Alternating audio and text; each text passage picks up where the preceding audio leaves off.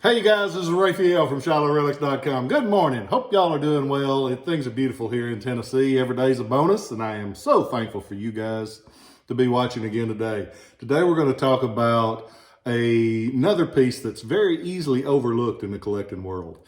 At the outbreak of the war, you had so many people that were going to war that knew nothing about war. They were farmers, they were merchants.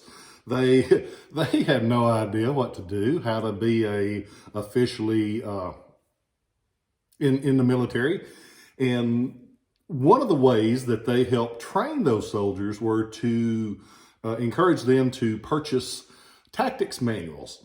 And if you've ever taken time to look, and a lot of people never thought about it, there are so many versions of tactics manuals that it's a wonderful thing to collect because there's a lot of variations. There are infantry, artillery, cavalry, everything you can think of, they wrote down and documented, and there's a lot of different versions. There's cases, there's just tons of different versions of the tactics manuals to try to train those officers that had never been in charge of anything, much less soldiers' lives. So they're a neat thing to collect because there are a lot of variations. They're printed a lot of times in New York, Philadelphia, but there's also some Confederate printed versions. They did some in Nashville. They did some in Mobile, Alabama. Those worth a lot more than the Union ones generally. Same condition. If you're comparing condition-wise, apples to apples, Southern ones bring a lot more because they didn't print as many of them. And a lot of those Southern officers used the ones that they had before the war because they did tactics manuals for the U.S. Army since the late 1700s. This one looks just plain. If you look at it, nothing fancy, nothing cool about that. Wrong. Once you look at it closely, there's something really cool about this one. This version printed by Lippincott. Lippincott of Philadelphia, and they were one of the biggest printers of tactics manuals. You'll see their name on a lot of different variations. This one is the one that was approved by the War Department May 1861. It's for U.S. infantry tactics. The books will always, like most books, have a title page. With these, it's wonderful because it has the date, it has who printed it, and it has who it was going to, like this. And down at the bottom of the page, usually it'll have that year of print. This one's 1861, authorized May of 1861, so it's a good early manual. What's special about this one, well, let's talk a little bit more about the book. Most of the time, they're fairly thick. They're pocket size. And that way you could carry them on you, and when you were sitting around a campfire, you could read it, you could learn a little bit more, and hopefully have a better chance of surviving and helping your men to survive. Most of the time, these were used by officers. Not always, because anybody that had the money could buy them one and try to learn a little bit more, but most of the time, they're officers. They are pocket size. They this one has the original cover, which is always a nice thing. The cover on the front has a little bitty embossed eagle. On the spine, it has this. It has the original, traces of the original gold. It has the Union Eagle. It has the name of the book and the May 1861 up at the top. So it's nice to have all of those things going for it. But what you really have going for it is when you open that book up, it has, in multiple places on this one, which is extra nice, has this. Has a soldier's name that carried it. And so we know exactly who carried it. Bought a big group of these.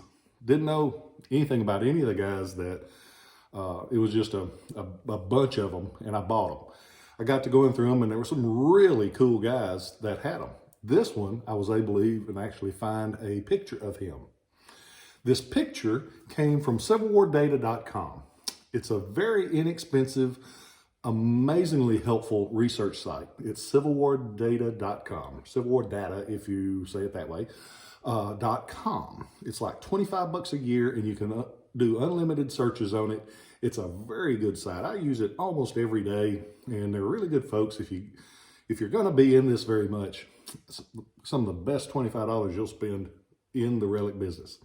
There's their plug. They didn't pay me a dime for doing that, but they're good folks, and I appreciate them. So I was typed in his name and I pulled it up and I was like, holy cow, they got a picture of him. He had an amazing history. This cat served early in the war with the 7th New York Infantry. Bunch of rich boys, but he had talent. He had a lot of talent. He went and signed up with the 2nd U.S. Sharpshooters. And that might not sound too familiar, but the phrase I'm about to say is very familiar. Berdan's Sharpshooters. They were an elite unit of very talented riflemen under Colonel Hiram Berdan. Probably one of the most famous units of the Civil War, Berdan Sharpshooters. If you've been in the Civil War history much, you've heard of them because they were a very talented bunch of people. And we have his picture here, and you never know how a story's going to go with somebody when you start researching them. His took him to a place in Maryland, Antietam, often called Sharpsburg. But at Sharpsburg, Maryland, the Battle of Antietam, they were heavily engaged. And on September 17th, 1862, he was killed in action. And it's a sad thing, but to a collector, it makes the piece more desirable because you know that this soldier gave his life for what he believed in. And when you hold this, you think, this guy on April 16th, he didn't have a clue what was going to happen. But he knew he was there for a reason. Goes into battle and loses his life defending his country and what he believes in. And to a collector, it's not a morbid thing, it's an honorary thing because we are honoring those that gave their life for what they believed in. A lot of people say, like, that's morbid, and why would you want that? I like to think that I can associate myself with people that stood up for their beliefs. And through collecting, we get to do that. And it's a special thing to me. And I know a lot of you guys feel the same way because you've told me. But it's cool when you hold a piece and you know who had it and you know where they were at. And it's just great. And this one was a complete surprise because most of the guys in there were just regular fighting men that fought through the war, went home and took back the plow. And this one, he gave it all for his country. But the book is well worn. You can tell that he actually used it. It didn't sit home on a shelf. He actually used it. So that's another neat thing with it. With the tactics manuals, one thing, a lot of times they have pull-out diagrams to show them how to do the formations and things. And this one, if I can get my fat fingers to show it, still has most of them. And that's kind of neat. A lot of times they get torn out and lost, but this one has most, if not all. I don't go through and count the pages on them. I just check to see if most of them are there.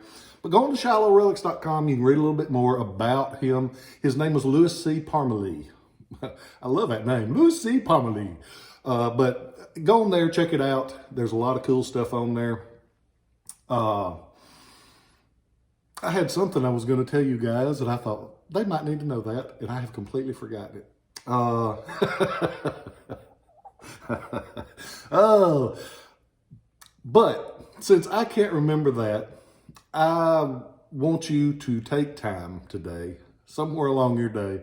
I want you to focus on something that is neat, that is pretty, that gives your heart peace. We all see them, and a lot of times we just don't take time to look at them. If you get a second, focus on something that makes you happy. It could be a tactics manual, or it could be a tree or a bird or somebody that you love. But just focus on them for a second.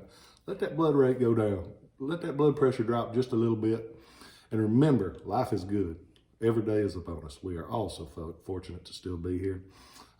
Hey, I'm get to be with you guys on a regular basis. That makes my life better. I hope you guys are well. I hope you stay safe. Remember to tell those that you love them. Because if you don't, they might not know. Love you guys, and I'll catch you next time.